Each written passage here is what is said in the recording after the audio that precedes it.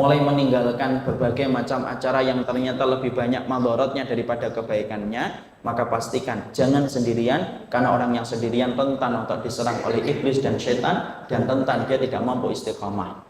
Makanya penting, orang yang pertama kali dalam perjalanan hijrah, ketika kemudian dia mulai berjalan di atas panggung kebenaran, saya sampaikan berkali-kali, jangan sendirian, tetapi bukalah hati untuk menerima orang yang baik di sekitar kita. Dan sesungguhnya ketika kita sudah didekatkan oleh Allah dengan orang yang baik dan solih, lagi dia memiliki akhlak, maka sabar-sabarlah dengan mereka, karena mereka juga bukan malaikat. Jangan mengharapkan sahabatmu kayak Abu Bakar kalau dirimu tidak sebagaimana Umar.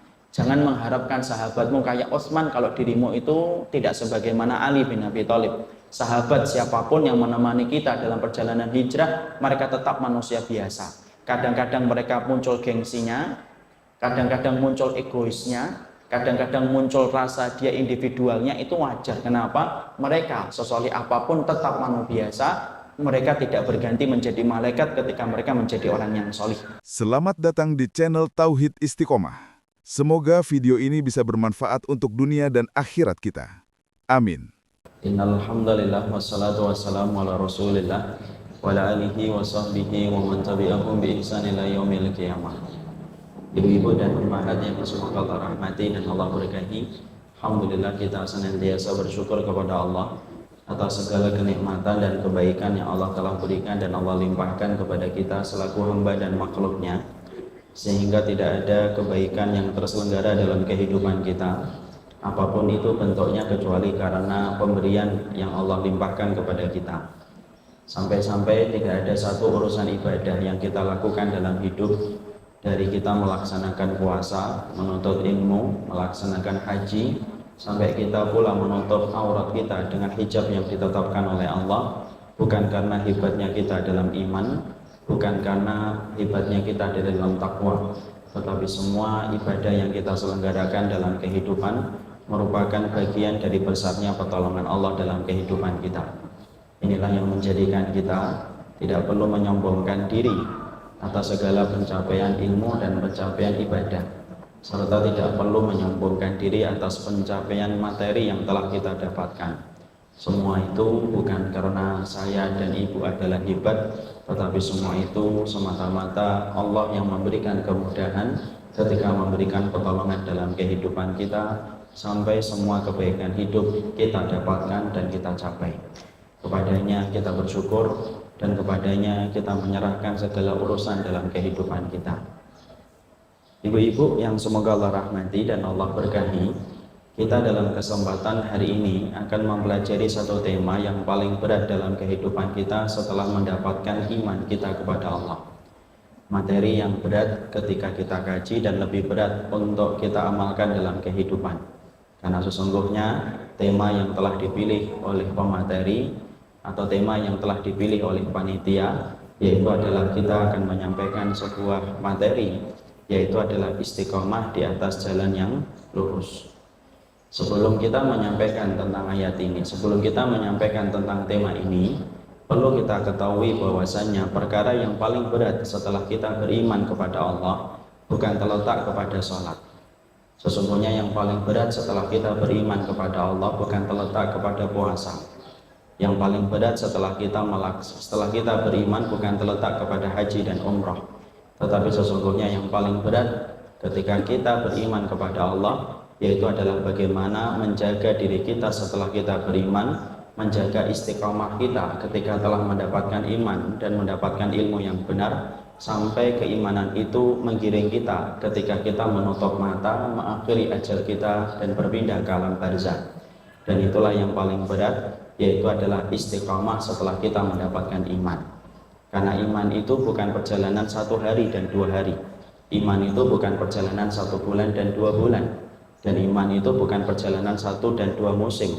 Tapi ternyata iman itu perjalanan seumur hidup selama hayat masih dikandung badan. Dan itulah yang menjadikan perjalanan kita menjaga diri dengan istiqamah setelah kita mendapatkan petunjuk dalam kehidupan, merupakan sesuatu yang sukar dalam kehidupan kita menjadi makhluknya Allah. Makanya doa yang paling sering dipanjatkan oleh Nabi dan paling sering diucapkan oleh Nabi bukan doa Rabbana dhalamna anfusana, bukan. Doa yang paling sering dipanjatkan Nabi bukan Rabbana atina fid dunya hasanah, tetapi doa yang paling sering dipanjatkan Nabi sampai Ummu Salamah, salah satu istrinya Rasulullah, yang melihat bagaimana Rasulullah itu berdoa sampai ingat betul tentang doa ini. Apa doa yang paling sering dipanjatkan oleh Nabi? Yaitu adalah ketika Nabi mengucapkan doa Allahumma ya muqallibal qulub tsabbit qalbi ala dinika. Ya Allah yang memutarbalikkan hati, tetapkanlah hatiku di atas agamamu. Ya musarrifal qulubi sarif qulubana ala ta'atika. Yang membolak-balikkan hati, maka balikkanlah hati kami di atas ketaatan. Saking seringnya Nabi berdoa dengan doa ini, dan ini merupakan doa yang paling sering dipanjatkan Rasul, sampai Ummu Salamah ingat betul tentang doa ini, dan tidaklah Nabi meminta doa ini sering-sering kepada Rabb-Nya, karena Nabi tahu sesungguhnya istiqomah itu merupakan bagian dari pertolongan Allah yang paling besar, dan itulah yang paling berat dalam kehidupan kita beriman dan beribadah kepada Allah. Ibu-ibu tahu apa ayat yang berhasil menjadikan Nabi itu beruban? Ternyata ayat itu yang menjadikan Nabi itu beruban bukan hanya ayat yang menceritakan tentang kiamat, bukan hanya ayat yang menceritakan tentang dahsyatnya neraka. Karena ayat yang menceritakan tentang hari kiamat dan menceritakan tentang adab neraka memang berhasil menjadikan Nabi rambutnya itu beruban. Saking beratnya Nabi merasakan dan Nabi merenungi ayat-ayat itu. Tetapi ternyata ada satu ayat yang dikatakan oleh Imam Ibnu Katsir berhasil menjadikan Nabi rambutnya beruban saking beratnya pengamalan ayat itu dalam kehidupan beliau. Padahal beliau adalah seorang Nabi dan seorang Rasul, di mana tingkat keimanan beliau jauh daripada tingkat keimanan kita, dan beliau selalu dibimbing oleh Allah dan dijaga oleh malaikat Jibril. Apa ayat yang dirasakan Nabi paling berat dalam kehidupan beliau sampai berhasil menjadikan beliau beruban rambutnya? Karena sukarnya ayat ini direnungi oleh Nabi dan Nabi merasakan beratnya untuk diamalkan dalam kehidupan. Imam Ibnu Katsir menyampaikan ayat yang berhasil menjadikan Nabi itu beruban, surat Hud ayat 112. Dibuka sebentar, surat Hud 112. Maka pada ayat itu Allah kemudian menyampaikan kepada Rasulullah SAW, di mana Allah Subhanahu wa taala menyampaikan dalam surat Hud, yaitu adalah surat yang ke-11 ayat yang ke-112, fastaqim kama umirta wa man taba ma'aka wa la tadghaw innahu bima ta'maluna basir. Allah menyampaikan kepada Rasul sebuah perintah yang berat.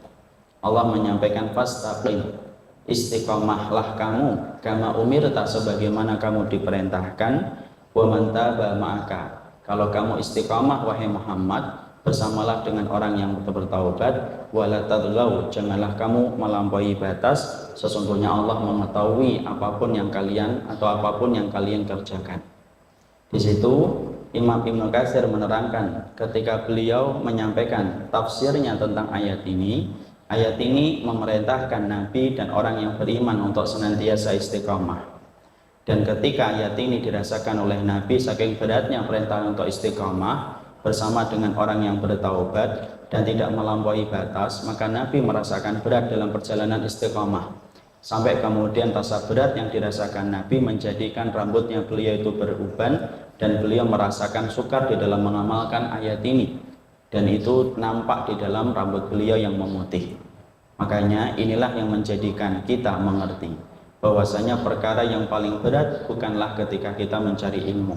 Perkara yang paling sulit bukanlah ketika kita melaksanakan sholat, bukanlah yang paling sukar ketika kita melaksanakan puasa, tetapi yang paling sulit dalam ibadah kita, bagaimana kita menjaga istiqamah setelah kita mendapatkan jalan yang lurus. Itulah perkara yang paling sulit dalam kehidupan kita ketika kita beribadah kepada Allah.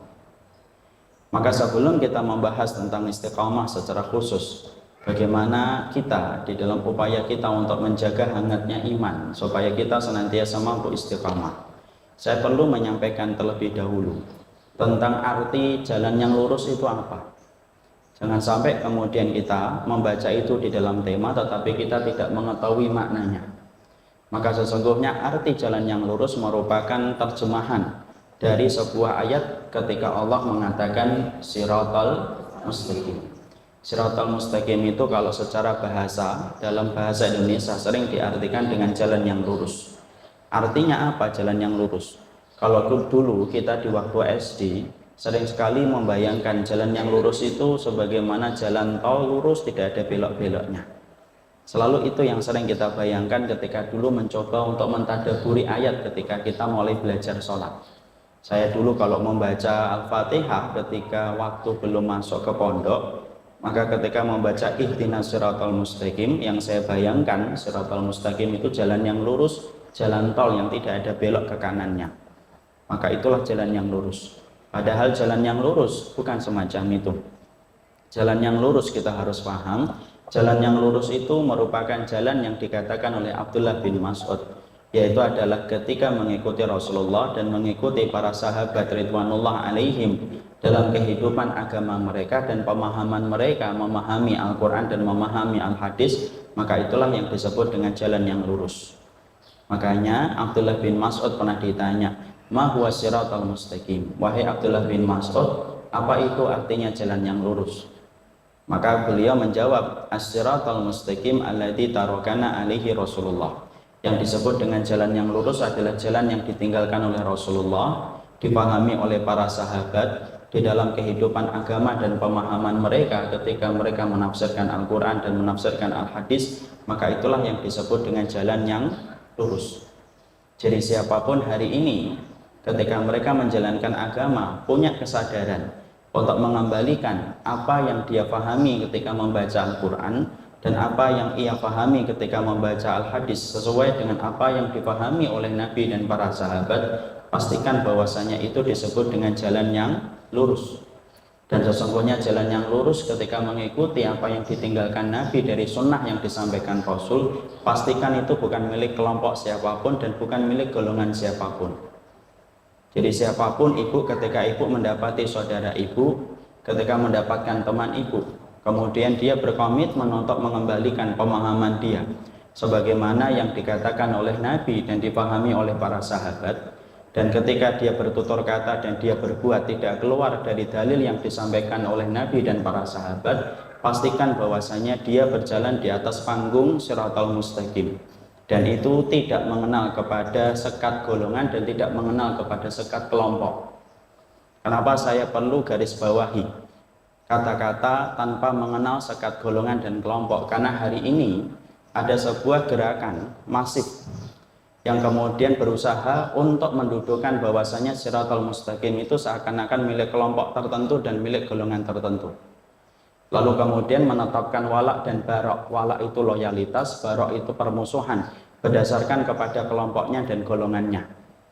Jadi siapapun yang berbeda dengan kelompoknya seakan-akan tidak berada pada siratal mustaqim, dan siapapun yang berada pada siapapun yang sama dengan kelompoknya berarti berada pada siratal mustaqim. Dan ini merupakan sebuah kesalahan di dalam memafsirkan, di dalam memahami tentang siratal mustaqim. Karena sesungguhnya siapapun manusia dan siapapun seorang muslim, ketika mereka ingin kembali kepada jalan kebenaran yang disampaikan oleh Nabi dan para sahabat ridwanullah alaihim, walaupun terjadi perbedaan-perbedaan yang ada di antara mereka, itu bukan berarti gampangnya kita untuk mengeluarkan seseorang dari koridor kebenaran hanya karena dia beda dengan ustadz yang kita ambil dan ustadz yang kita pelajari. Karena banyak orang yang hari ini ketika mereka mencoba untuk mencari jalan yang lurus, mereka kemudian menempatkan ustadznya sebagaimana Nabi. Jadi seakan-akan bahwasanya ustadz ketika dia belajar untuk mengenal jalan yang lurus seakan-akan Rasul. Sehingga kemudian kemaksuman itu mereka lekatkan kepada ustadz dan para guru yang mereka ambil ilmunya. Padahal ibu harus paham, siapapun hari ini yang menyampaikan tentang kewajiban kita untuk kembali kepada Quran dan Sunnah sebagaimana yang dipahami oleh para sahabat, siapapun yang menyampaikan itu bukanlah Nabi dan bukanlah Rasul yang maksum, tetapi mereka tetap manusia biasa yang terkadang mempunyai kesalahan. Karena kemaksuman itu telah wafat dengan wafatnya Rasulullah Sallallahu Alaihi Wasallam 1438 Hijriah tahun yang lalu. Bagaimana ketika Nabi meninggal di atas pangkuan Aisyah radhiyallahu anha, maka pergi bersama beliau itu kemaksuman beliau.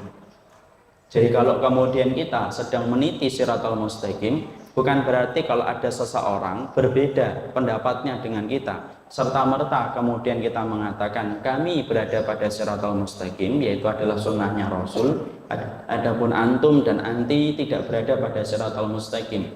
Begitu gampangnya kita hari ini mengeluarkan seseorang dari koridor jalan kebenaran, padahal itu merupakan sesuatu yang apabila dikembalikan kepada para ulama besar, maka sesungguhnya mereka butuh waktu berbulan-bulan dan bertahun-tahun untuk menentukan status seseorang.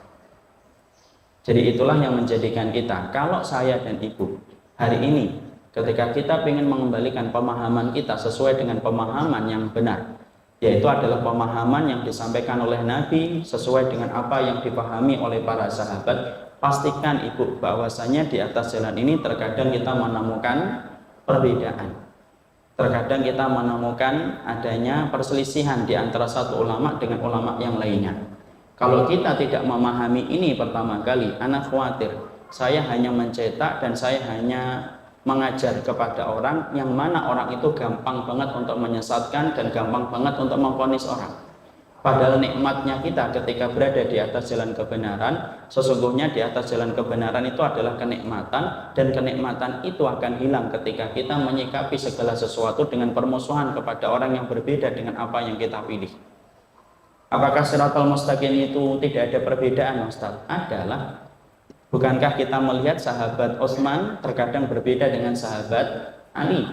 Sahabat Ali berbeda dengan sahabat Muawiyah. Apakah terjadinya perbedaan antara sahabat Muawiyah dengan sahabat Ali menjadikan kita mengeluarkan salah satunya dari koridor Shiratal Mustaqim? Tidak. Ulama tetap menempatkan Muawiyah ketika memerangi Ali tetap berada di atas Shiratal Mustaqim, sebagaimana kita hari ini para ulama ketika menafsirkan tentang sikapnya Ali pun tetap berada di atas Shiratal Mustaqim. Disitulah kita paham, siapapun hari ini yang ingin mengembalikan tata cara agamanya sesuai dengan apa yang disampaikan oleh Rasulullah dan para sahabat, maka itu adalah saudara kita, maka itu adalah seorang mukmin yang wajib kita berikan kewajiban kita kepada mereka, dan jangan kita mengambil haknya dari diri kita ketika mereka telah beriman sebagaimana apa yang kita imani. Ya, karena saya terus terang ibu, bagaimana hari ini kita kemudian merasa sesak mendapati orang-orang yang seakan-akan menempatkan ustadznya seakan-akan seorang nabi. Siapapun yang berbeda dengan ustadznya seakan-akan berbeda dengan Rasul. Karena mengartikan Shiratal Mustaqim bukan mengartikan sebagaimana yang disampaikan oleh para sahabat, tetapi mengartikan Shiratal Mustaqim sebagaimana yang dia pahami. Siapapun yang berada sama frekuensinya dengan saya, ustadznya sama dengan saya, golongannya sama dengan saya, berarti dia Shiratal Mustaqim. Dan siapapun yang berbeda ustadznya, frekuensinya berbeda dengan frekuensi yang saya dengarin, berarti dia bukan berada pada Shiratal Mustaqim. Dan itu merupakan kesalahan fatal ketika kita memahami Shiratal Mustaqim. Jadi kalau kita artinya Shiratal Mustaqim, jalan yang lurus itu apa? Sesungguhnya jalan yang lurus sebagaimana persis yang disampaikan oleh Abdullah bin Mas'ud, alladzi tarakana alaihi Rasulullah. Apapun yang ditinggalkan oleh Rasulullah dan para sahabat, maka itu adalah jalan yang lurus. Maka ketika kita telah mengerti bahwasanya jalan yang lurus itu adalah jalan yang ditinggalkan oleh Nabi dan para sahabat sebagaimana yang dikatakan oleh Abdullah bin Mas'ud, maka ketahuilah bahwasanya ketika kita ingin mengembalikan bagaimana pemahaman kita sesuai dengan pemahaman yang disampaikan Nabi, itu bukan sesuatu yang gampang. Kalau hanya kemudian kita hari ini untuk kemudian mempelajari satu ilmu hanya untuk satu hari saja, itu gampang. Tapi sesungguhnya ketika kita beriman dan kita kemudian diperintahkan untuk istiqamah di atas kebenaran yang telah kita peroleh, lalu sabar atas segala ujian yang kita dapatkan, itu bukan sesuatu yang gampang.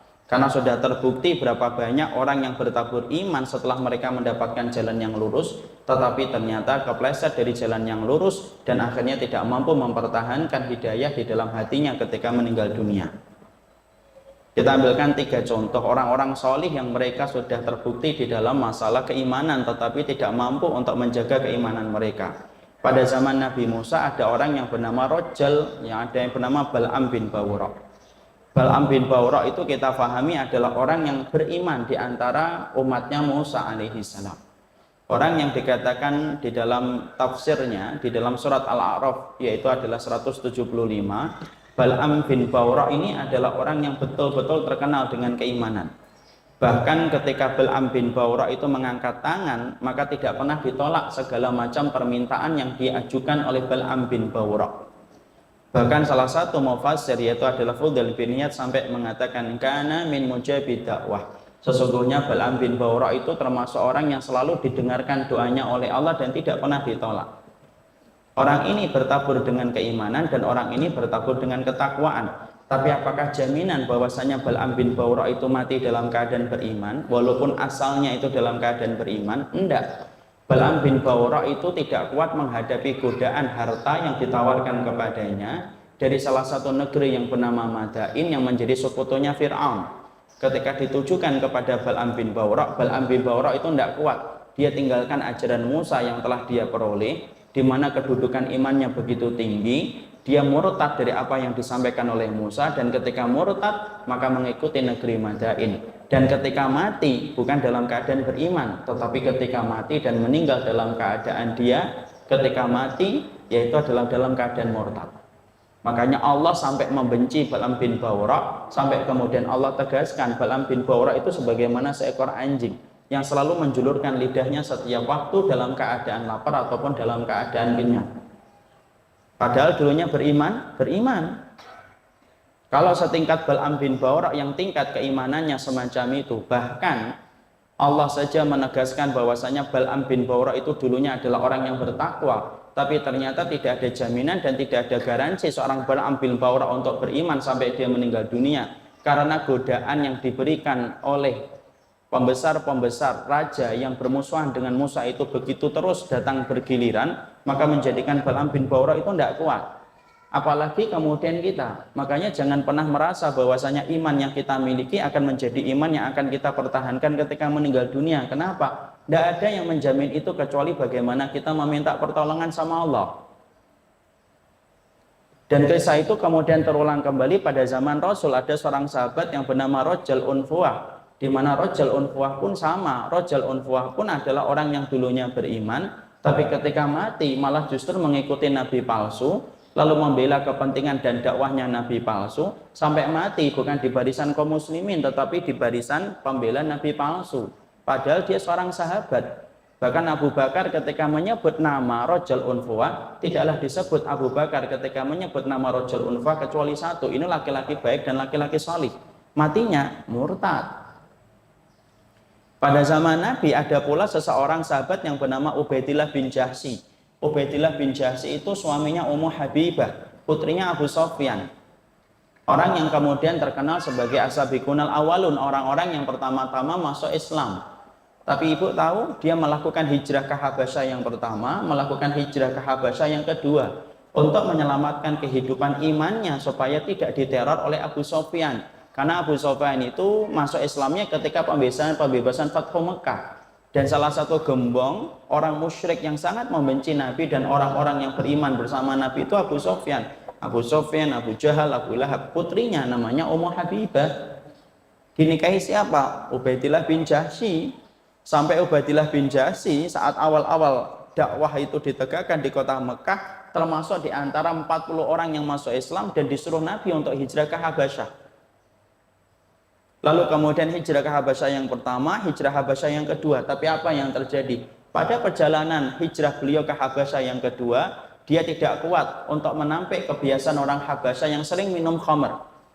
Kecintaan dia untuk minum khamr menjadikan dia larut dengan kebiasaan orang Habasyah. Apa yang terjadi? Iman yang dia tanamkan ketika dia telah beriman kepada Rasul dan mengetahui bagaimana Quran itu diturunkan, itu tidak menjamin Ubaidillah bin Jahsy beriman ketika mati. Bahkan Ubaidillah bin Jahsy akhirnya menjadi murtad dan berpindah agama menjadi agama Nasara, dan tidaklah Ubaidillah bin Jahsy itu mati kecuali dalam keadaan Nasara. Padahal dia seorang sahabat. Bahkan kita mendapati pula ada orang yang dikatakan oleh Imam Qurtubi sebagai orang yang muadzin sholat dan tidak pernah lewat dari shaf yang pertama ketika menegakkan sholat. Tapi apa yang terjadi kepada muadzin yang diceritakan oleh Imam Al-Qurtubi? Imam Al-Qurtubi menceritakan bahwasanya muadzin itu akhirnya menjadi murtad ketika kemudian dia menikahi gadis kafir, lalu kemudian dia berpindah agama, matinya pun menjadi murtad. Nah, di situ kita paham. Jadi di sini kita mengetahui setelah kita mendapatkan satu pemahaman yang benar.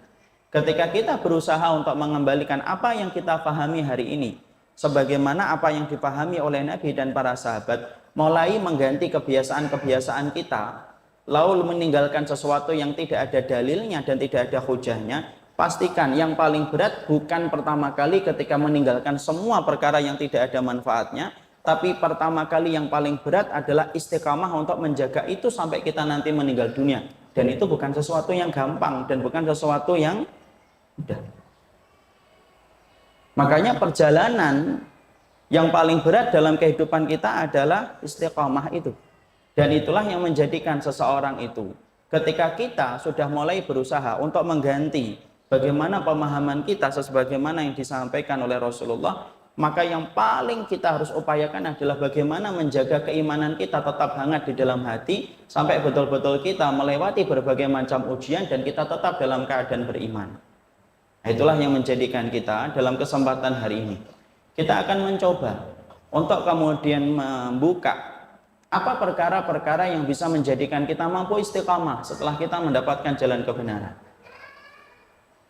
supaya betul-betul ilmu yang telah sampai kepada kita ketika hari ini kita kemudian telah banyak berubah, ketika kita telah banyak melakukan perjalanan hijrah dari perjalanan kita sebelumnya, moga-moga perjalanan itu menjadi perjalanan yang mengiringi kita sampai kita bertemu dengan Allah Subhanahu wa Ta'ala. Makanya para ulama lalu menyampaikan kepada kita suplemen-suplemen yang bisa menjadikan kita mampu istiqamah di atas jalan kebenaran.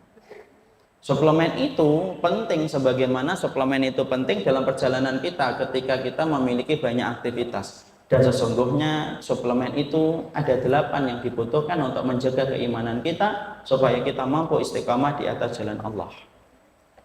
Para ulama lalu kemudian menyampaikan 8 perkara yang menjadikan kita perlu untuk menghadirkan berbagai macam perkara untuk menguatkan istiqamah kita ketika kita telah mendapatkan kebenaran. Yang pertama yang disampaikan oleh ulama yaitu adalah rafiqun salihun au jalisun salihun. Yang pertama adalah carilah teman yang salih yang membantu kita dalam urusan ketaatan.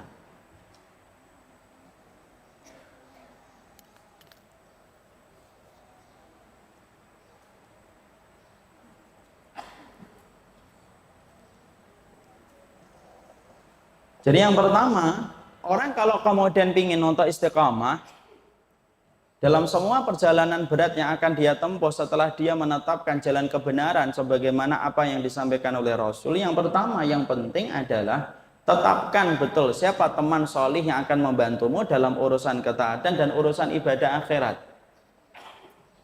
Manusia itu sehebat apapun iman, mereka bukan Superman dan mereka juga bukan superhero yang mampu menyelesaikan setiap masalah itu sendirian.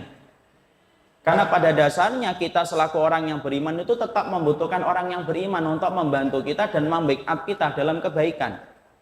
Nabi Musa, apa kurangnya beliau dalam iman, tetapi Allah kirimkan dan Allah utuskan kepada Nabi Musa itu siapa? Harun untuk membantu Nabi Musa. Apa kurangnya Nabi Isa dalam takwa? Tidak ada yang kurang. Tapi lihat, Allah kirimkan kaum Hawariyun yang membantu Nabi Isa 12 orang dan kemudian mengkuatkan dakwahnya Nabi Isa. Dan kita pun mendapati Nabi pun kemudian memerlukan sahabat. Makanya sahabat-sahabat itu kemudian mendekati Rasulullah, didekatkan kepada Nabi, dan ada 4 sahabat yang paling dekat dengan Rasul, Abu Bakar, Umar, Utsman, Ali, bersama dengan 10 sahabat lainnya yang dijamin dengan surga. Kenapa Musa memerlukan Harun? Kenapa Isa memerlukan kaum Hawari? Kenapa Nabi memerlukan sahabat? Karena pada dasarnya orang itu beriman, tidak bisa sendirian dalam kehidupan iman. Dia berjalan menuju kepada Allah. Panggung kebenaran itu sepi pengunjungnya, banyak komentatornya. Kalau kita sendirian, maka kita akan luntur dalam perjalanan kita menuju kepada Allah dan kepada ridhanya Allah. Makanya orang yang sendirian itu lebih cepat untuk mengalami futur dalam kehidupan iman. Futur itu apa? Futur itu lesu dalam iman dan dia jatuh dalam titik nadir semangatnya ketika tidak punya teman. Makanya Allah tidak pernah perintahkan kita sendirian, tetapi Allah selalu perintahkan kita untuk bersama-sama. Sampai dalam hadis riwayat Muslim, Rasulullah SAW sampai bersabda, yadullahi ma'al jamaah, tangannya Allah itu bersama dengan orang yang bersama-sama. Makanya orang salih yang kemudian kita kemudian miliki di sekitar kita, kalau kita sudah memiliki orang-orang yang baik, maka genggam tangannya bersama-sama dengan dia, karena sesungguhnya fungsi dari teman yang solih bagaimana membantu kita dalam urusan di akhirat kita. Dan saya ingatkan, solih itu ibu, cari yang solih tetapi berakhlak. Karena belum tentu orang yang banyak ibadah itu berakhlak. Karena banyak orang yang mereka itu kemudian banyak ibadah tetapi tidak berakhlak. Mungkin banyak puasanya, mungkin banyak sholatnya, mungkin banyak sedekahnya, tetapi tutur katanya keji, kemudian perbuatannya tidak ma'ruf. Kalau kita mendapati orang yang tidak berakhlak, ibu, tinggalkan, ibu. Kenapa? Su'ul khuluqi yu'ti. Penyakit buruk itu nular walaupun dia banyak ibadah. Kenapa? Tidak menjamin orang yang banyak ibadah itu menjamin kebersihan dan kemuliaan akhlaknya. Yang kita perlukan dalam perjalanan kita menuju kepada Allah itu apa? Orang yang solih lagi berakhlak. Kenapa ada tambahan kata berakhlak, Ustaz? Karena akhlak itu mampu untuk mendapatkan hati kita. Karena hati kita tidak bisa dibeli kecuali dengan akhlak yang mulia. Ibu kalau bersama dengan orang yang sering menggibah dan sering menghujat, persis sebagaimana yang dikatakan Imam Syafi'i. Hari ini kamu bersama dengan orang yang menghujat, hari ini kamu selamat dari hujatan dia, besok kamu tidak akan selamat dari hujatan dia. Makanya kalau ibu melihat ada temannya ibu sudah berhijab syar'i, sudah sering ngaji, beredar dari satu taklim ke tempat taklim yang lain, tapi maaf loh, tutur katanya dan tulisannya tidak mampu memperlihatkan kehidupan akhlaknya, tinggalin, cari yang lainnya daripada ibu akan sesek dada bersamanya. Ya kan? Karena kemudian orang-orang yang tidak berakhlak itu, bahkan Imam Syafi'i saja menyuruh kita untuk meninggalkan orang-orang yang tidak pernah berakhlak. Walaupun dia itu orang yang berilmu, Makanya sampai Imam Syafi'i sampai mengatakan, man ahabba ayaftahallahu lahu qalbahu ayunawwirahu fa'alaihi bil khulwah wa tarkus sufaha wa qillatul aql wa bughdhu ahlul ilmi alladzi laysa ma'ahum insafun wala adabun. Imam Syafi'i itu sampai mengatakan, siapapun yang pingin hatinya lapang, tenang, dia pingin hatinya itu tenang. Perhatikan nasihat yang disampaikan oleh Imam Syafi'i, nasihat emas. Orang yang pingin hatinya lapang dalam kehidupan, maka yang pertama, khulwah dengan Allah, berdoa dengan Allah. Wa tarkus sufaha, tinggalkan orang yang bodoh, yang ngomong tentang maksiat dan dosa tidak pernah berhenti. Wa qillatul aql, sedikitkan makannya. Wa bughdhu ahlul ilmi, benci orang yang berilmu, alladzi laisa ma'ahum insafun wala adabun. Benci orang yang berilmu kalau orang yang berilmu itu mengajarkan ilmu tetapi tidak disertai dengan sikap akhlak dan kebijaksanaan ketika bersikap, tinggalkan dan bencilah mereka karena mereka tidak bisa memberikan kecuali keburukan dalam kehidupan kita. Makanya kita standar yang pertama adalah bagaimana ketika kita berjalan di atas jalan panggung kebenaran ini, kita perhatikan siapa orang yang memiliki keimanan ditambah dengan orang yang betul-betul baik di dalam akhlaknya, dia tutur katanya baik, mampu menahan dirinya dari kata-kata yang keji ketika menyangkut orang lain, dan mampu selalu menjaga husnudzon dia kepada orang lain. Orang semacam itu permata yang harus digenggam dan tidak boleh dilepas. Kenapa? Bersamanya itu adalah anugerah terbesar dalam hidup. Kenapa saya sampaikan harus mempunyai akhlak? Ya Masya Allah, itu kan paham kan? Banyak orang yang kemudian ngaji kemana-mana, tapi kalau sudah ngomong, ketus.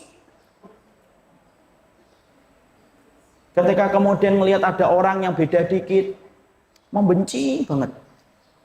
Kalau ada orang yang baru berproses, tidak sebagaimana dia ketika sudah sempurna, kemudian dia hina prosesnya orang itu. Kalau kita sudah melihat bahwasanya tidak ada kebaikan akhlak yang terpancar, tinggalkan ibu. Kenapa? Tidak ada perkara yang paling rusak dalam kehidupan ibadah kecuali akhlak yang buruk. Ilmu tanpa akhlak itu rusak. Tapi akhlak tanpa ilmu batil. Maksudnya, iya. Ada orang yang kemudian mengikuti ilmu sesuai dengan petunjuk Nabi dan para sahabat, dia punya ilmu, tapi tidak punya akhlak, rusak Ibu. Kenapa? Sesungguhnya perkara yang paling rusak dalam kehidupan ibadah itu adalah akhlak yang buruk. Rasul sampai bersabda, inna su'al khuluqi yufsidul asal. Inna su'al khuluqi yufsidul amal, kama annal khala yufsidul asal. Sesungguhnya akhlak yang buruk itu merusak ibadah sebagaimana cuka itu merusak madu. Cuka dan madu itu tidak bisa kumpul. Makanya kemudian lebih baik Ibu, kita bersama 3 orang, 4 orang, sedikit jumlahnya, tapi bersama dengan orang yang hatinya bersih, tidak pernah nyinyir kepada orang yang beriman, tidak pernah ketus kepada orang yang berproses dalam kebaikan. Bersama mereka 4 orang itu lebih menyenangkan daripada kita bersama 400 orang tapi sifatnya sama, gemar untuk menghujat dan gampang untuk memvonis. Kenapa? Sesak dada kita bersama mereka. Makanya tadi, orang yang punya ilmu yang benar, kalau tidak punya akhlak, rusak Ibu. Sebagaimana sebaliknya ada orang yang akhlaknya baik tapi tidak ngerti jalan kebenaran, batil, tidak bisa masuk surga dia. Memang iya Ustaz? Iya. Ada nggak orang yang akhlaknya baik? Banyak. Tapi kalau disampaikan ini sunnah, ini bukan sunnah, ini iman, ini syirik, tidak paham dia. Contoh orang kejawen, itu banyak yang baik banget itu Ibu. Kalau diinjek, senyum. Kalau ditampar, kasih kacang hijau. Baik, tapi giliran untuk kemudian, Bu, ini ternyata syirik loh Bu. Alah nak, Ibu tidak paham syirik lah, yang penting kamu nggak ganggu tetangga, yang penting kamu tidak usil, tidak apa-apalah syirik, dibiarin aja. Nggak ngerti ilmu. Orang yang kemudian hanya punya akhlak doang, tetapi kemudian tidak memiliki ilmu, batil Ibu, tidak bisa masuk surga dengan model akhlak. Kalau kemudian model akhlak doang bisa masuk surga, Bunda Teresia itu masuk surga. Mahatma Gandhi, Mahatma Gandhi, iya ya, yang katanya tidak mau membunuh semut sekalipun satu semut katanya dipindah sama dia, itu pun bisa masuk surga. Tapi ketika kita melihat Mahatma Gandhi dan Bunda Teresia, walaupun kita mungkin tidak mengingkari kebaikannya, selama dia tidak beriman kepada Allah dan Rasulnya, mana tempatnya? Makanya tadi saya sampaikan, kehidupan akhlak itu penting di dalam kehidupan kita ketika mencari teman. Saya pernah mengalami Ibu masa-masa yang banyak ketika banyak orang, tapi ternyata kegemaran mereka menghujat dan memvonis sampai Allah kemudian tentukan furqan, jalan pemisah. Sampai kita berpisah dari orang-orang yang semacam itu. Memang diganti tidak sebanyak dulu ketika kemudian masih bersama dengan mereka. Tidak apa-apa. Tapi saya lebih bersyukur, walaupun cuma ketemu 6 orang, 7 orang, 8 orang, tapi mereka punya kebeningan hati dan khusnudon yang luar biasa, itu lebih menenangkan hati kita dan lebih membuat kita nikmat dalam jalan kebenaran ketika kita bersama dengan orang yang akhlaknya baik. Orang yang akhlaknya baik itu ngerti kok cara kapan menyampaikan, kapan tidak disampaikan dulu, ngerti dia. Dan saya ingatkan, belum tentu orang yang lama belajar itu pasti memiliki orang yang berilmu aja tidak jaminan kalau dia punya akhlak kok. Dan yang mengatakan ulama besar Imam Syafi'i. Imam Syafi'i itu ulama besar atau ulama Jabodetabek? Ulama besar. Sampai seorang Imam Syafi'i itu berkata, wa bughdhu ahlul ilmi alladzi laisa ma'ahum insafun wala adabun. Bencilah orang yang berilmu ketika orang yang berilmu itu tidak mengajarkan kebaikan akhlak. Dan kebaikan akhlak itu apa sih standarnya Ustaz? 3 kata Imam Ibnu Rajab, kaful adab. Kebaikan akhlak itu terletak pada 3 perkara. Jadi kalau Ibu dapetin 3 perkara ini, pastikan orang itu memiliki akhlak yang baik sama Ibu.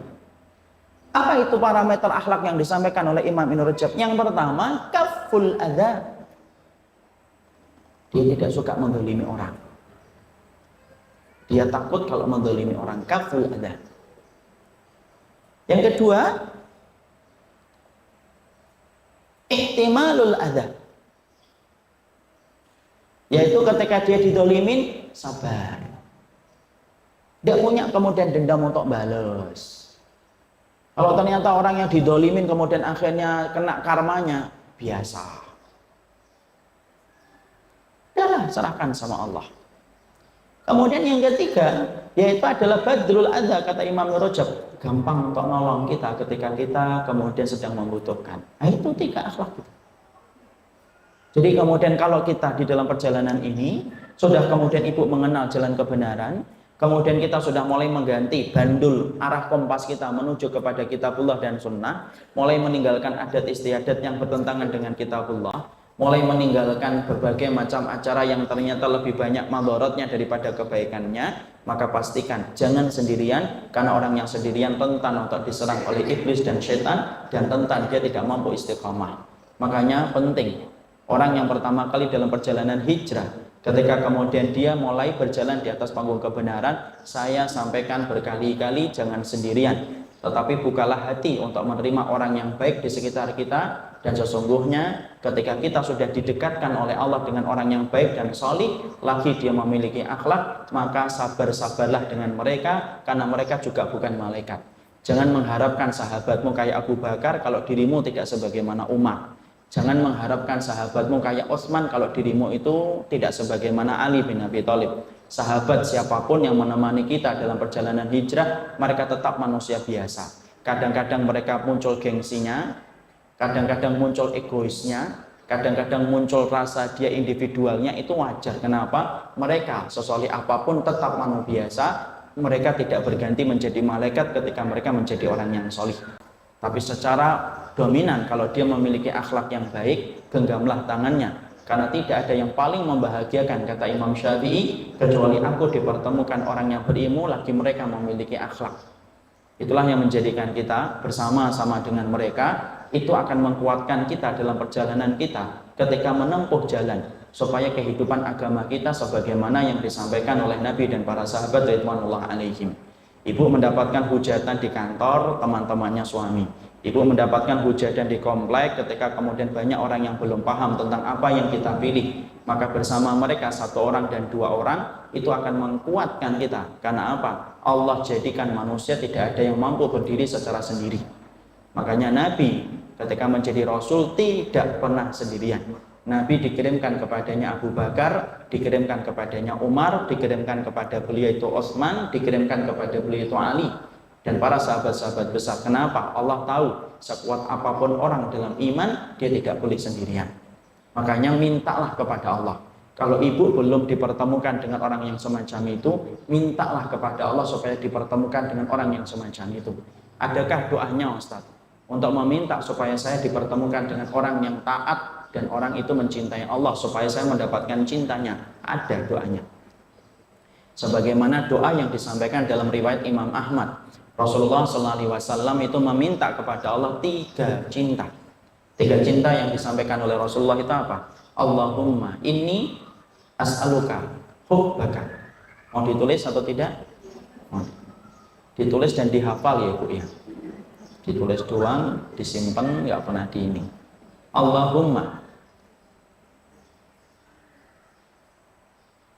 Allahumma. Sudah? Inni as'aluka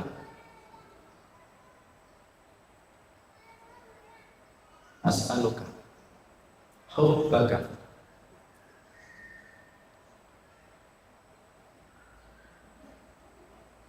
wa hubba man yuhibbuka.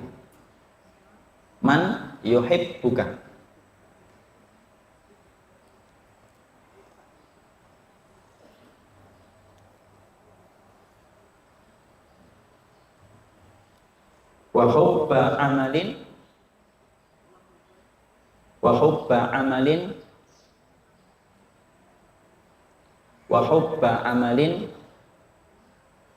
yuqarribuni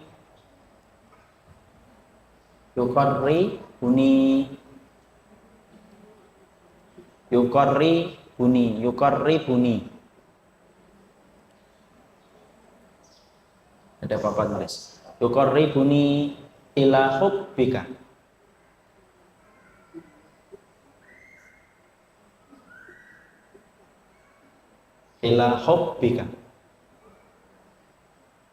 Cepet ya nulisnya ya.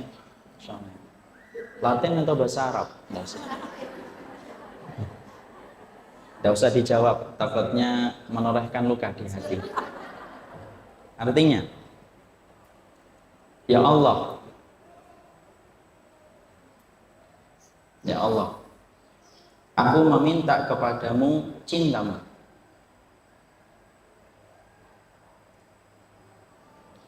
Aku meminta kepadamu cintamu. Dan cinta orang yang mencintaimu. Nah, orang yang mencintai Allah itu salih atau tidak salih, Bu? Salih. Akhlak atau dia berakhlak? Berakhlak, insya Allah. Dan cinta orang yang mencintaimu. Kita ingin dapetin cinta-cinta mereka untuk menguatkan perjalanan kita. Dan amalan yang paling engkau cintai. Dan amalan yang paling engkau cintai yang mendekatkan aku kepada cintamu.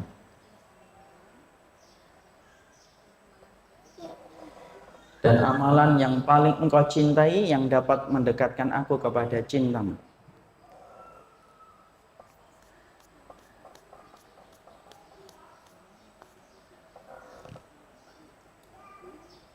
Sudah?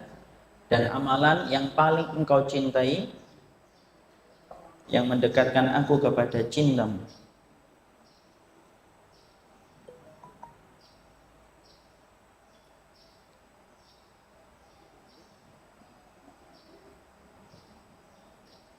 Sudah? Mari kita baca. Allahumma inni as'aluka hubbaka wa hubba man yuhibbuka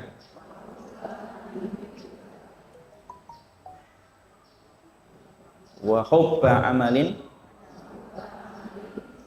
yuqarribuni ila hubbika. Ya. Maka kemudian di situ kita mendapati sesungguhnya itu merupakan doa yang dipanjatkan Nabi ketika Nabi saja meminta supaya beliau dipertemukan dengan orang yang sama-sama mencintai Allah, karena kebersamaan bersama mereka menguatkan kita di dalam kebaikan. Makanya Fudail bin Iyad berkata, nadrul mu'min ilal mu'min yajlul qalba. Orang mukmin yang bertemu dengan orang yang beriman ketika mereka sama-sama beriman dan berakhlak yang baik, bertemu dan berkumpul dengan mereka itu mencerahkan hati dan memberikan kesehatan dalam iman. Makanya inilah yang menjadikan kita memperhatikan sesungguhnya perjalanan kita untuk menjaga istiqomah tidak akan pernah terwujud. Jalan kita untuk menjaga istiqomah sampai kita bertemu dengan orang yang membantu kita di dalam ketaatan. Wallahi, Umar Mita bukanlah Superman, ibu bukanlah Superwoman. Makanya kita memerlukan teman-teman yang solih yang membantu kita di dalam kebaikan. Tetapi saya ingatkan, banyak orang di antara kita yang selalu membuat standar ideal ketika dia telah bertemu dengan sahabatnya. Tolong ibu, di antara gagalnya persahabatan bertahan lama, yaitu adalah ketika kita selalu menganggap ideal pada sahabat kita. Padahal tetap siapapun sahabat yang hari ini bersama ibu, dia tetap punya kepentingan, dia punya urusan, dia punya masalah yang kadang-kadang dia belum bisa untuk berbagi dengan ibu, yang akhirnya terkadang empatinya terasa kurang kepada kita. Jangan cepat-cepat menghakimi dan memvonis, karena kehilangan orang yang solih ketika mereka punya akhlak, kehilangan mereka lebih daripada kehilangan emas dan permata, kata para salaf. Sabarlah atas kekurangan mereka. Makanya Fudail bin Iyad lalu berkata bahwasanya man talaba akhan bila aibin baqiya bila akhin. Barang siapa yang mencari saudara dan sahabat di dalam agama, tetapi dia mencarinya, dia ingin sahabat itu tidak ada aibnya, baqiya bila akhin, maka dia pasti sendirian di atas muka bumi, tidak ada sahabat yang dia miliki sampai dia mati. Jadi tolong, siapapun sahabat yang hari ini sering ibu ngobrol, ketika ibu kemudian curhat kepadanya dalam masalah-masalah agama, dan ternyata dia bisa memberikan masukan dalam agama dan memberikan manfaat dalam kehidupan ibadah ibu, sabar-sabarlah kepada mereka, karena sesungguhnya bersama mereka membantu kebaikan dalam urusan kelak kita di akhirat. Ustadz, Bu, ternyata itu pun tidak menjamin bahwasanya para ustadz pun ketika bersahabat akan terus bersahabat. Kenapa? Setan tidaklah dia mendapati dua orang yang berkumpul dan saling mencintai karena Allah, kecuali setan berusaha untuk memisahkan di antara dua orang yang saling mencintai itu. Makanya dengan berupaya dengan segala macam cara, bagaimana memisahkan orang dengan sahabatnya ketika mereka telah bertemu karena Allah. Makanya ada salah satu senjata beracunnya iblis yang disebut dengan tahrish. Tahrish itu apa? Membenci, memusuhi, membelakangi. Dan itu bisa jadi terjadi. Berapa banyak sahabat yang dulunya kumpul guyup bersama, tapi hari ini bermusuhan karena masalah-masalah yang kecil. Hanya karena tanda seru marah, hanya kemudian tanda perintah marah. Kalau kemudian dulu di BB, di ping aja marah. Padahal itu kemudian terkadang harus kita sikapi dengan husnuzon. Saya katakan, siapapun hari ini yang menjadi sahabat saya dan sahabatnya ibu, sesungguhnya bersyukurlah bahwasanya dengan adanya mereka menguatkan kita di atas jalan kebenaran. Yang kedua, terimalah kekurangan mereka, karena dirimu bukan Abu Bakar dan dia juga bukan Umar. Jangan mengharapkan orang lain itu sebagaimana Abu Bakar yang setia membantu Rasulullah, tetapi diri kita tidak sebagaimana Umar bin Khattab radhiyallahu anhu. Semuanya sebagaimana kita menanamnya, sebagaimana kita memetiknya. Jadi itu yang paling penting. Jadi perjalanan kita dalam istiqamah tidak akan pernah bertahan lama sampai kemudian kita memiliki sahabat-sahabat yang salih. Yang kedua, para ulama lalu kemudian menyampaikan apa yang menjadikan kehidupan kita di dalam perjalanan panjang kita mengembara dari satu kebenaran menuju kepada apa yang ditetapkan oleh Allah. Para ulama lalu kemudian menyampaikan orang-orang yang di dalam mereka untuk menjaga taubat, orang-orang yang bertaubat itu harus kemudian menjaga taubat mereka dan menjaga istiqamah mereka itu dengan banyak-banyak istighfar. Karena orang tidak mungkin mendapatkan istiqamah sampai dia memperbanyak istighfar dia kepada Allah. Karena yang menyebabkan seseorang tidak mampu berjalan di atas kebenaran kecuali karena dosa. Dan dosa itu ada dan menempel pada kehidupan jiwa kita disebabkan ketika kita tidak banyak beristighfar kepada Allah. Mari kita buka di dalam Al-Quran bagaimana perintah untuk memperbanyak istighfar merupakan perkara yang diperintahkan oleh Allah Subhanahu wa Ta'ala. Ya, kita buka pada surat Fussilat ayat yang ke-6. Surat Fussilat ayat yang ke-6.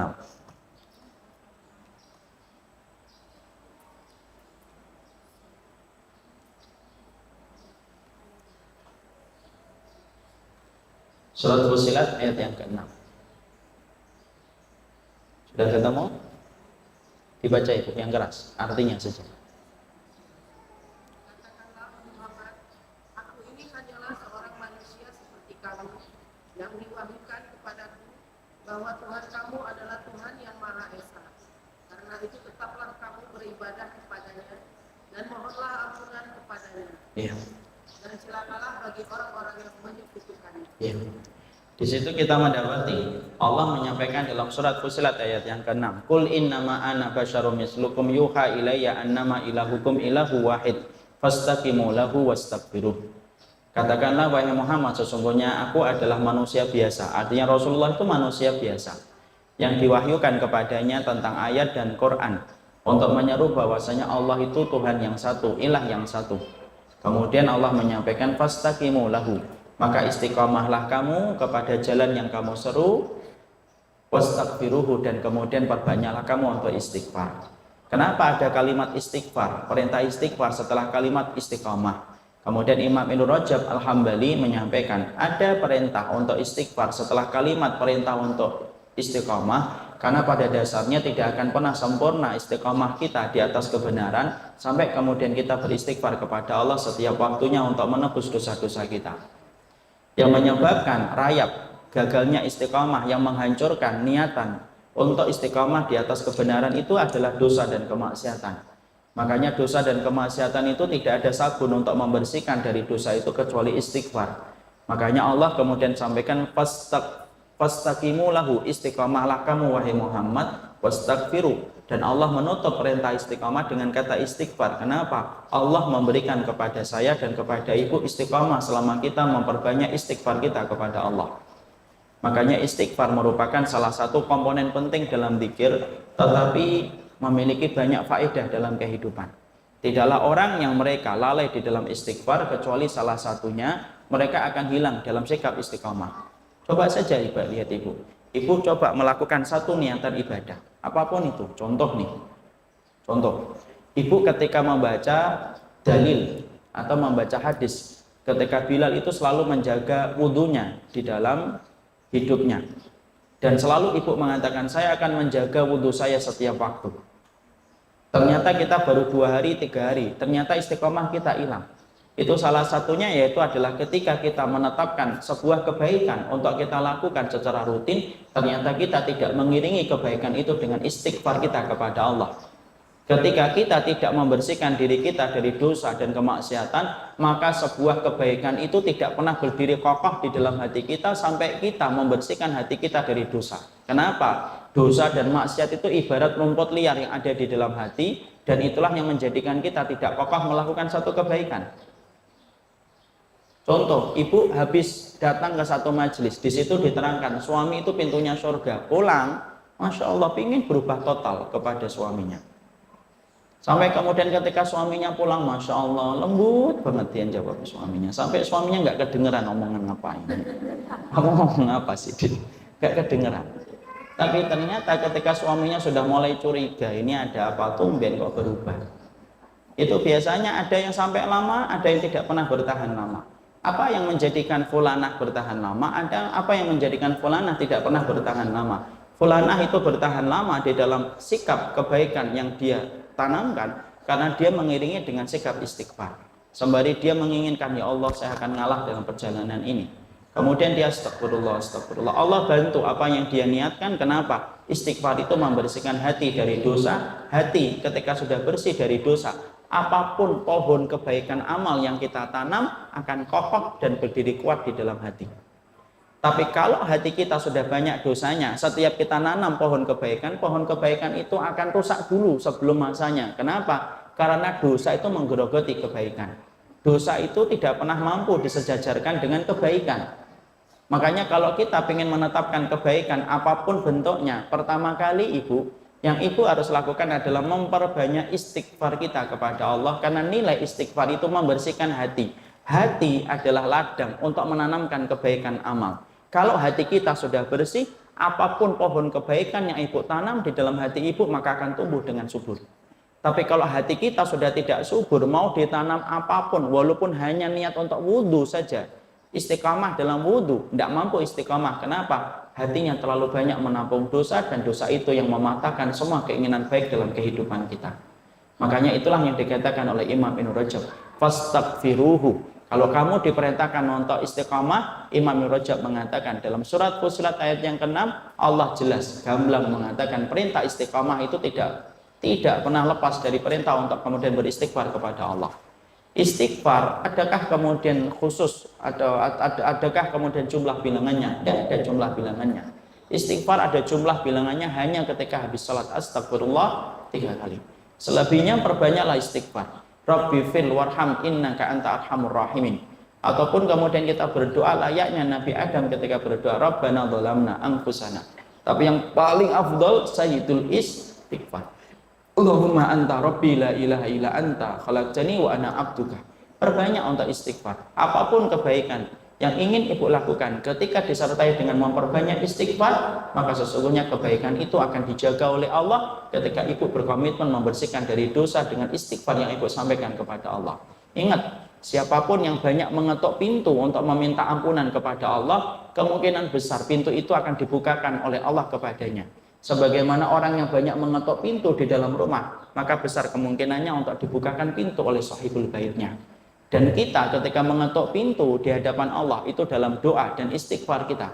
Orang yang memperbanyak istighfar ketika dia mengetuk terus setiap waktunya, maka orang itu akan dibukakan pintu maghfirah yang datang dari Allah ketika banyak mengetuk pintu dengan ucapan istighfar dia. Jadi kalau hari ini kita kadang-kadang melihat diri kita tidak mampu istiqamah atas satu perkara, mungkin di situ yang kita sibak penyebabnya adalah mungkin kurang dia dalam istighfar. Ada ikhwan yang dulunya belajarnya rajin, tapi hari ini absen dalam setiap kajian. Yang dulunya semangat di dalam kebaikan, selalu hadir yang pertama di shop yang pertama ketika ngaji. Tapi hari ini tiba-tiba raib, tidak ada. Padahal dulunya semangat di dalam thalabul ilmi, semangat dalam majelis ilmi. Maka salah satunya hilangnya seseorang dari peredaran ketaatan itu adalah kurangnya di dalam istighfar dia kepada Allah, sampai Allah tidak jaga dia sebagaimana dia tidak menjaga dirinya dari dosa dan kemaksiatan. Apa bedanya istighfar dengan tobat? Beda ibu. Tobat itu dilakukan ketika kita menyesali dosa yang telah kita lakukan. Tetapi istighfar yaitu adalah menghapuskan dosa yang telah lalu dan menjaga kita dari dosa-dosa di masa mendatang. Itu istighfar. Kalau taubat harus ada dosanya dulu yang telah lalu, itu taubat.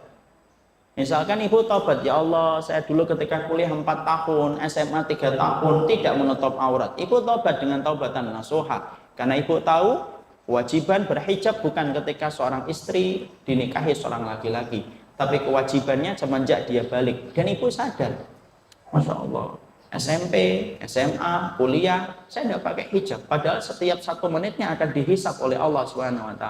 Ibu menyesal, itu namanya taubat. Tidak ada tobat yang dilakukan atas dosa yang akan dilakukan dan baru akan dilakukan, itu tidak ada. Ngapain Bu tobat Ustaz? Ngapain? Nanti malam saya mau bertengkar sama suami saya. Tidak bisa. Karena kemudian belum dilakukan.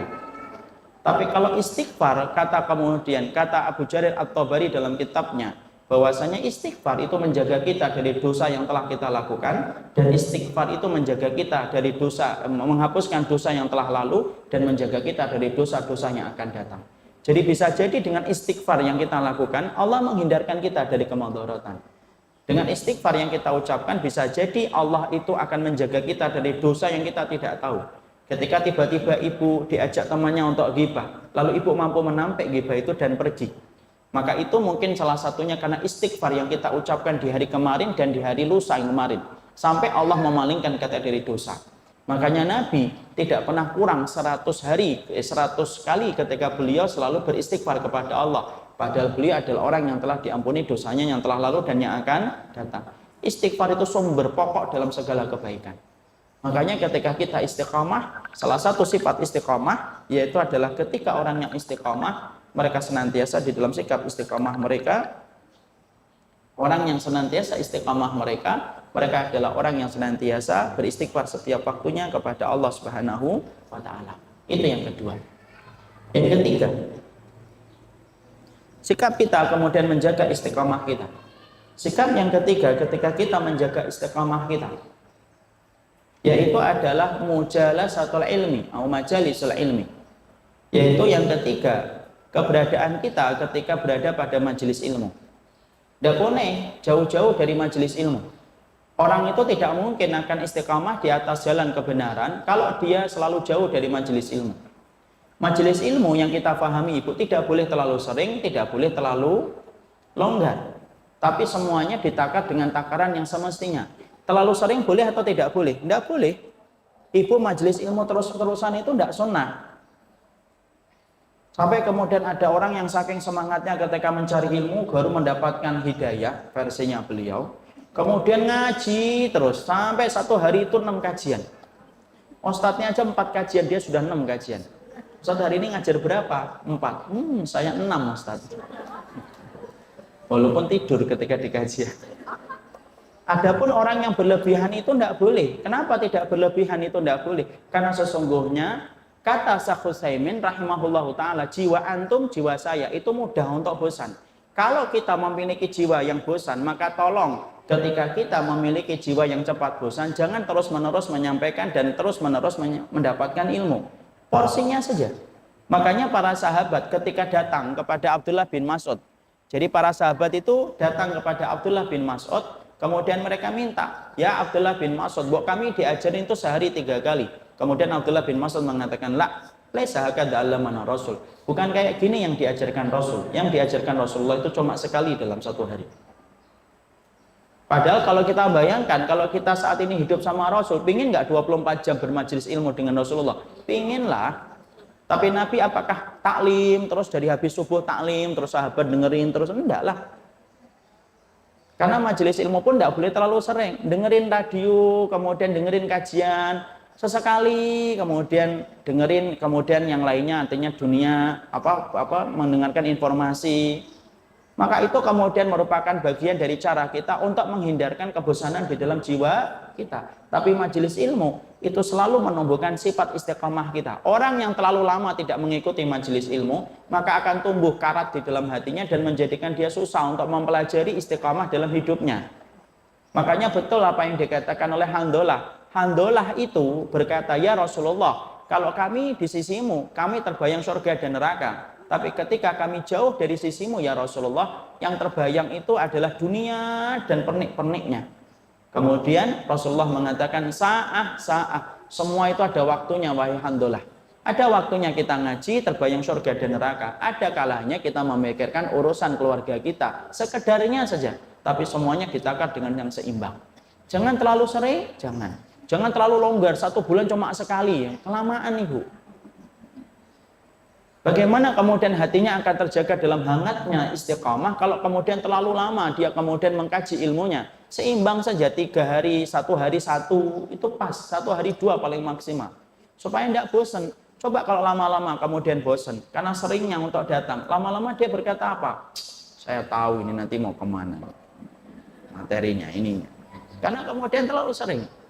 Makanya kemudian akhirnya apa? Kita mendapati khutbah Jumat. Khutbah Jumat itu yang paling afdal, yang panjang atau yang pendek, Ibu? Yang pendek. Makanya kemudian sampai Nabi mengatakan min fiqhir rajul. Salah satu di antara kedalaman seseorang di dalam agama ketika menyampaikan khutbah. Ibu kalau pengen tahu orang itu faqih atau tidak, lihat saja ketika khutbah. Kalau khutbahnya pendek, kemudian sholatnya panjang, berarti dia faqih dalam agama. Nggak terlalu panjang, bahkan majelis ilmu saja. Sampai-sampai Malik bin Dinar menyarankan nggak terlalu lama. Nggak terlalu lama, sampai dikatakan oleh beliau, idza talal majlis fakana li syaitan nasibuhu. Kalau majelis ilmu terlalu lama, banyak setannya. Yang asalnya kemudian tidak batuk-batuk. Yang asalnya tidak ngeluarin permen. Semuanya itu. Semua itu bisa terjadi kapan kalau terlalu lama. Kenapa? Karena kemudian manusia punya jiwa bosan. Makanya paling lama itu apa? 2 jam sudah. Di situ ada pertanyaan sudah. Ustadz kalau bisa 4 jam ya enggak usah berhenti. Iya, ibu yang enak. Ustadznya yang kejang-kejang. Dan kemudian juga bosan lama-lama. Yang akhirnya enggak ke belakang. Izin ke belakang. Padahal di belakang enggak ngapa-ngapain. Itu cuma berdiriin jilbab doang. Karena bosan untuk duduk. Makanya majelis ilmu itu sekedarnya saya sampaikan maksimal ibu 1 hari 2 majelis. Tapi minim adalah 3 hari 1 majelis. Itu kata Syekh Utsaimin. 1 hari 2 majelis. Minim 3 hari itu 1 kali majelis. Kalau 1 pekan terlalu lama ibu. Karena apa? Dosa di sekitar kita banyak. Makanya lihat perjalanan manusia ketika habis mengikuti majelis ilmu itu berubah atau tidak berubah? Berubah. Ada yang berubahnya 2 hari, ada yang berubahnya 3 hari, ada yang kemudian berubahnya 1 hari, ada yang waktu ketika ditutup majelis ilmu sudah berubah lagi. Beda-beda. Tapi yang jelas ngikutin majelis ilmu itu ada perubahan atau tidak? Ada perubahan. Saya sampaikan kisah nyata ini ada ya, saya sering sampaikan. Ada bapak-bapak ibu yang kerjaannya itu setiap harinya nyarikan kajian untuk istrinya.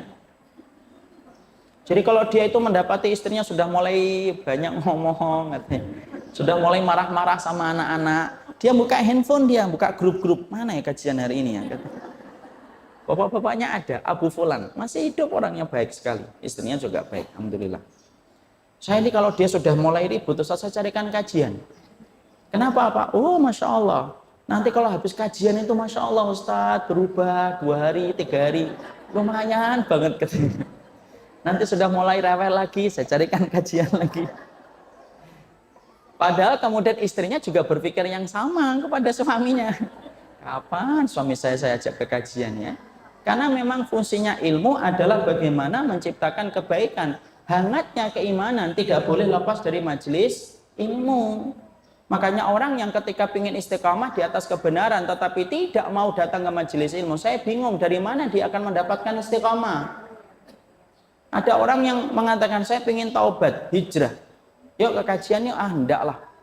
Enggak bisa lama ibu.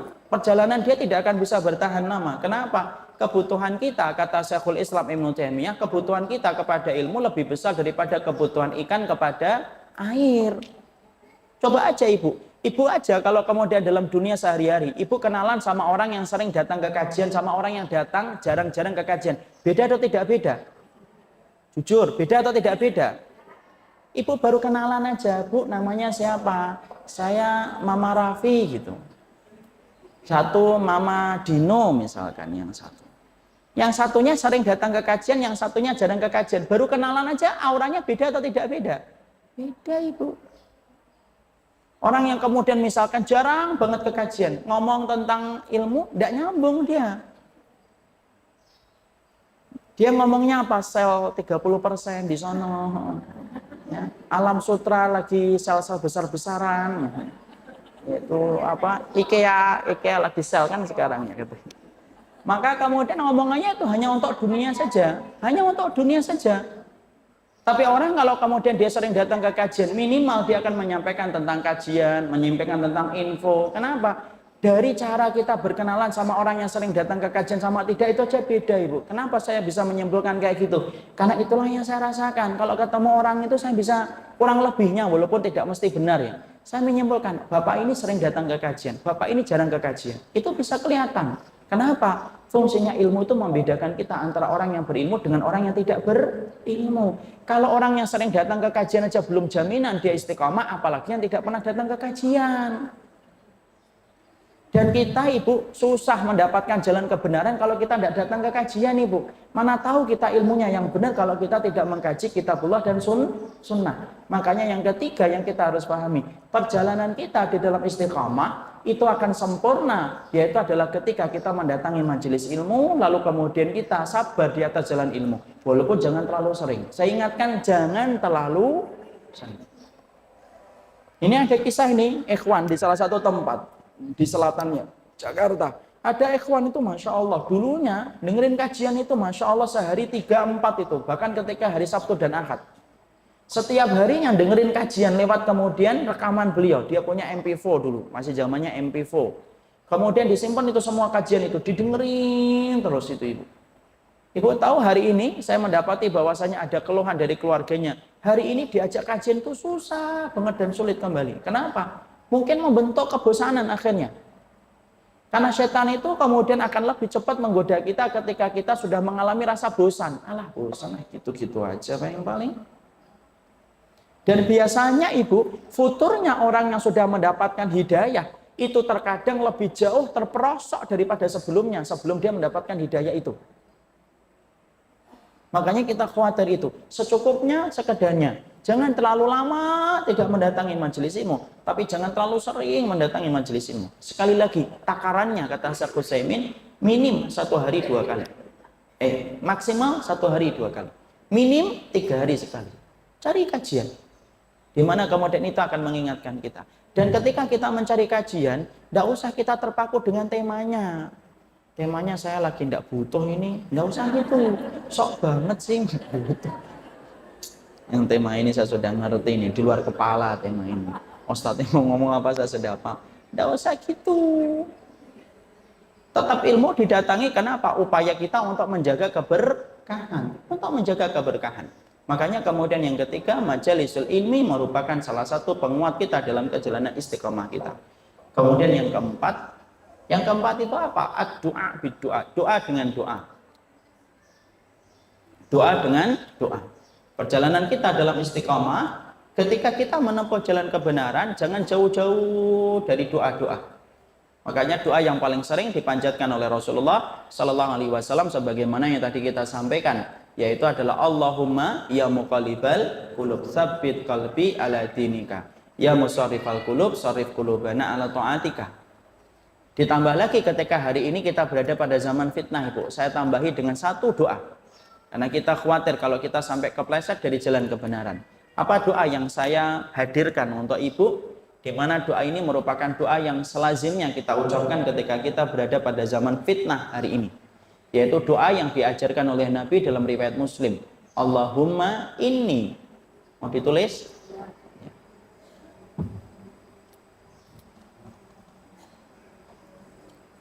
Allahumma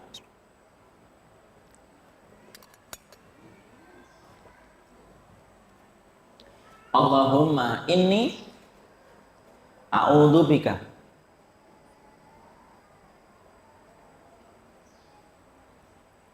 minal fitani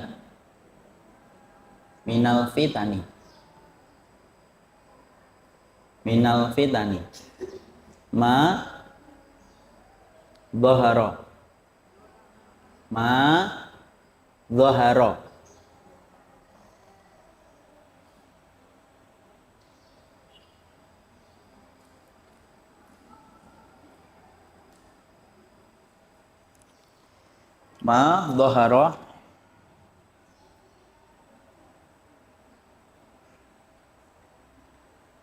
wa ma batana wa ma batan.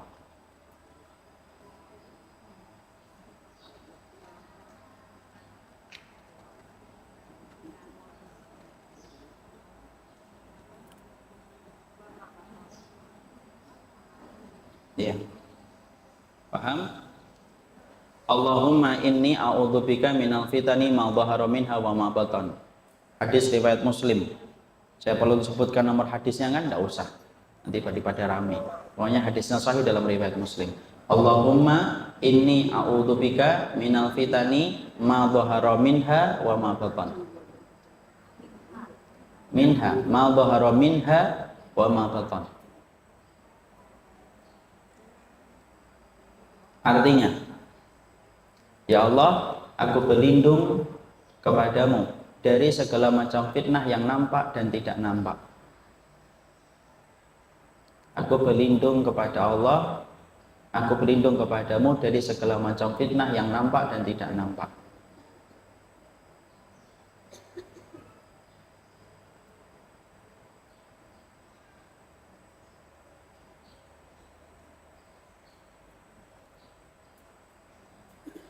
Sudah?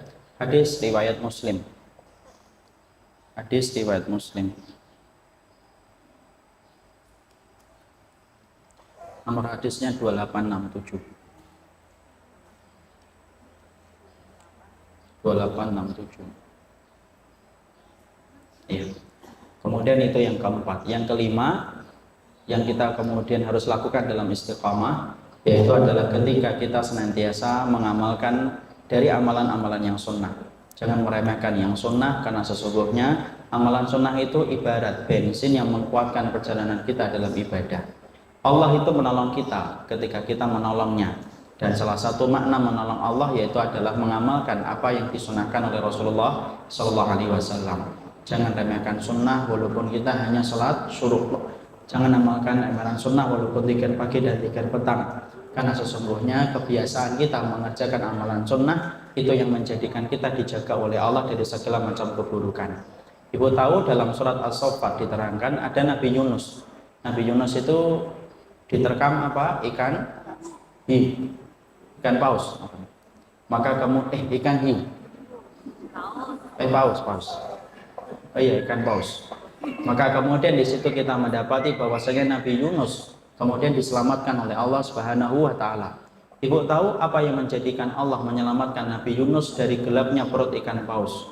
Yaitu adalah ketika Allah menyampaikan falaula annahu kana minal musabbihin lala bisa fi batnihi ila yaumi yub'atsun. Kalaulah Yunus tidak termasuk orang yang senantiasa bertasbih, maka kami biarkan Yunus di dalam perutnya ikan paus sampai hari kiamat datang. Di situ kita mendapati kebiasaan Yunus ketika bertasbih, maka itu menjadikan Allah menjaga Nabi Yunus dan menyelamatkan Nabi Yunus dari gelapnya ikan paus. Disitulah para ulama menyampaikan istiqamah tidak mampu kita raih sampai kita menjaga agama Allah dengan mengamalkan sunnah. Dan sesungguhnya ketika kita menjaga sunnah, itulah yang akan menjadikan kita diberikan kebaikan dan diberikan pelindungan. Dan salah satu pelindungan Allah adalah sikap istiqamah kita dalam ibadah. Itulah 5 perkara. Mungkin yang 3 kawan-kawan kita bahas, tapi yang jelas kita telah mempelajari 5 perkara yang menjadikan hidup kita senantiasa mampu istiqamah. Sesungguhnya perkara yang paling berat dalam kehidupan kita itu apa? Istiqamah. Ayat yang paling berat dirasakan Nabi sampai rambut Nabi beruban, yaitu surat Hud 122 yang tadi kita sampaikan. Fastaqim kama umirta. Istiqamahlah kamu terhadap apa yang diperintahkan. Di situ kita mendapati istiqamah merupakan perkara yang berat dan perkara yang sulit. Apa perkara untuk menjaga istiqamah? Perkara untuk menjaga istiqamah, 1 yaitu adalah berkumpul dengan teman yang solih lagi baik akhlaknya. 2, bagaimana kemudian kita berkumpul pada majelis ilmu. 3, yaitu adalah ketika kita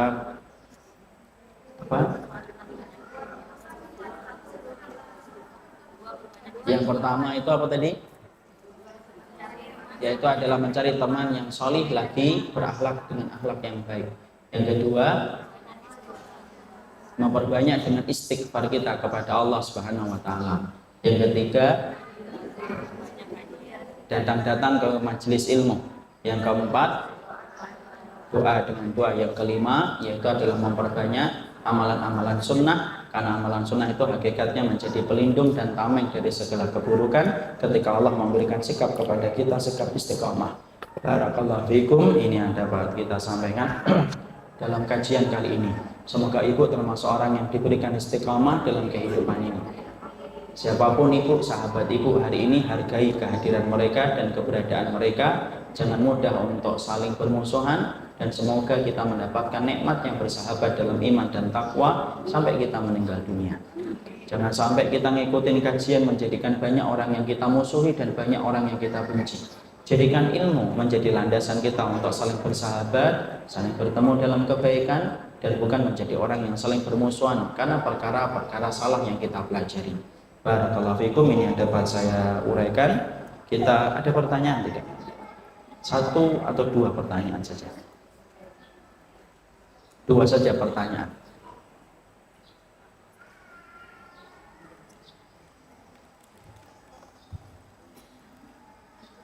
Baik, karena beberapa waktu Ustaz berikan dua pertanyaan.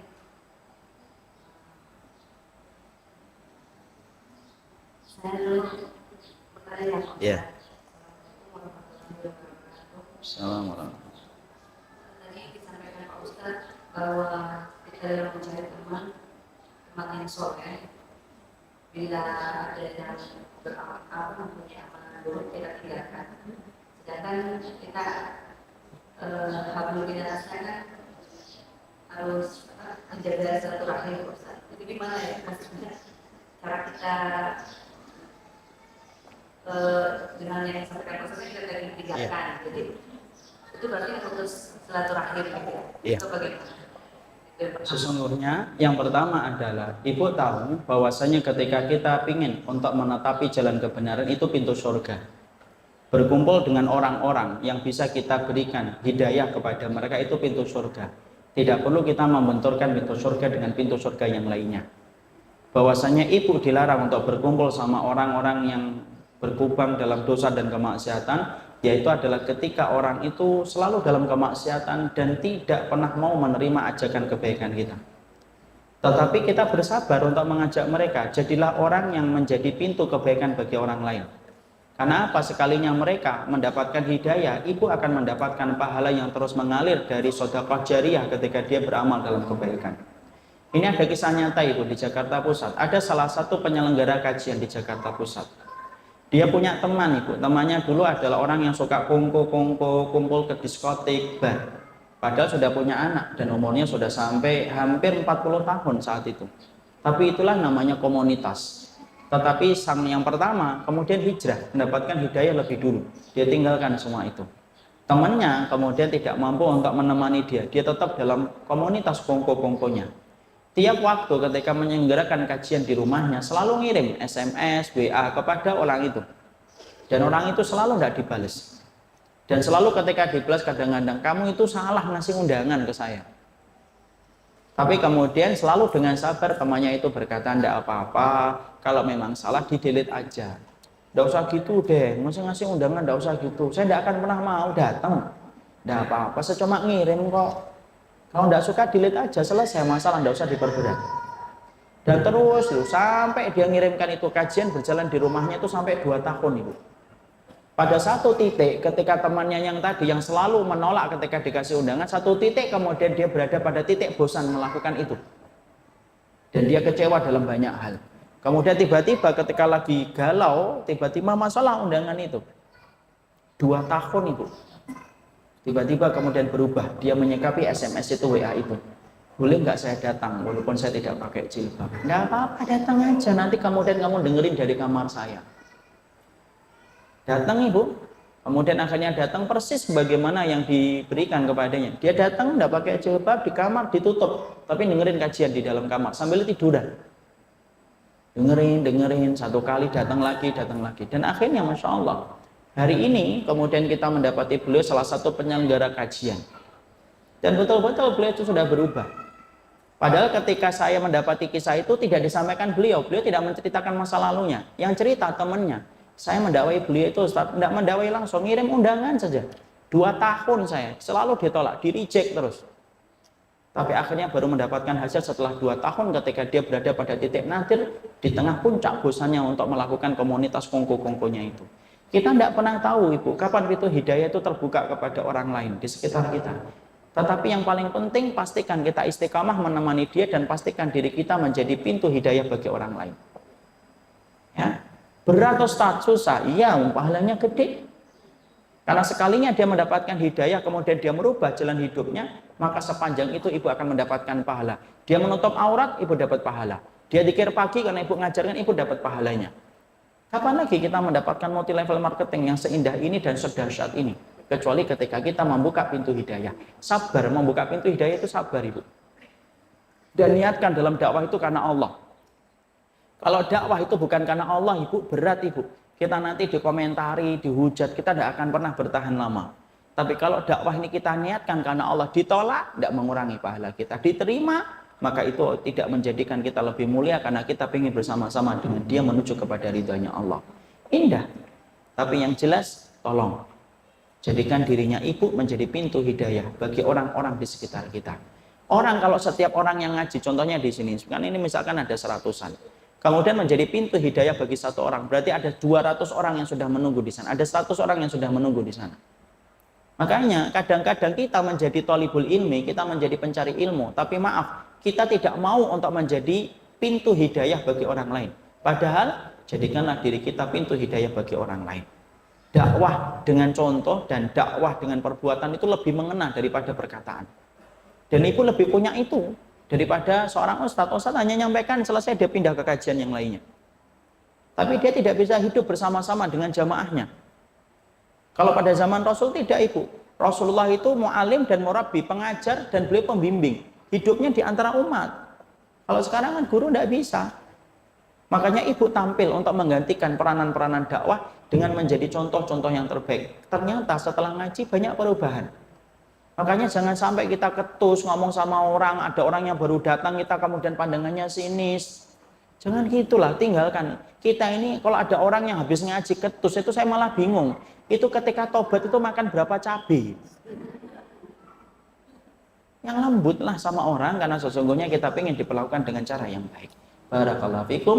Pertanyaan beliau mewakili 10 pertanyaan berikutnya dan ini semoga menjelaskan tentang apa yang harusnya kita pahami.